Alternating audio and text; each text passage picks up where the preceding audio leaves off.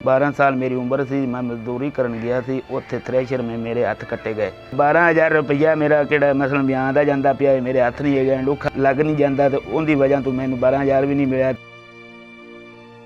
Urdu point की videos देखने के लिए हमारा चैनल सब्सक्राइब कीजिए और बेल के आइकन पर क्लिक कीजिए ताकि आप हमारी तमाम आने वाली वीडियो से बाखबर रह सकें।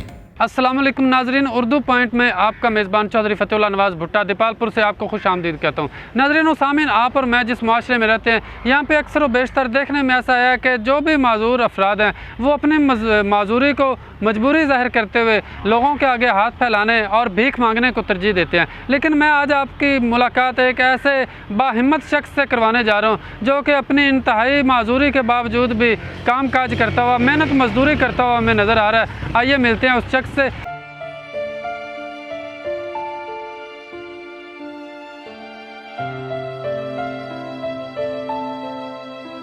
अस्सलाम वालेकुम जी, मेरा नाम मोहम्मद यार है जी। 12 साल मेरी उम्र सी, मैं मजदूरी करन गया सी, उत्थे थ्रैशर में मेरे हत्थ कट्टे गए।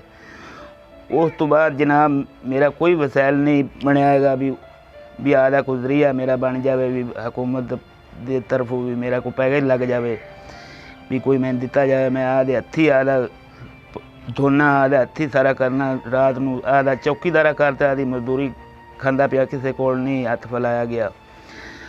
तो 12,000 रुपया मेरा किहड़ा मसलन भी आंदा जांदा पिया है, मेरे हत्थ नहीं है गए, लुखा लाया नहीं सी, लग नहीं जाता, तो उनकी वजह तो मैनू 12,000 भी नहीं मिला, तो ना कोई 4,000 रुपया का पैकेज सी, वो भी नहीं मिला। मैनू कोई जरिया मैनू महीने का कोई दिता जाए भी मैं आदा खड़ा जी बड़ा इस टाइम तंग है, दोवें बाजू मेरे कट्टे होए गए न, तो भी कोई हुकूमत की तरफों भी मेरा कोई पैकेज लग जाए महीने का, कोई मेरा आधा खर्चा पानी बन जाए। मैं जी आधे कपड़े भी आधे आप ही धोंदा पिया, सारा कुछ आधा आप ही करदा पिया है, कोई किसी का मैनू कोई वसैल नहीं है रब की ज़ात तो सुआ। हुण जी मैं आधे मेहनत मजदूरी रात का चौकीदारा करते आधा बड़ा मुश्किल ना आधा वक्त पास कर रही हाँ, मैं कोई मेरा जरिया नहीं है और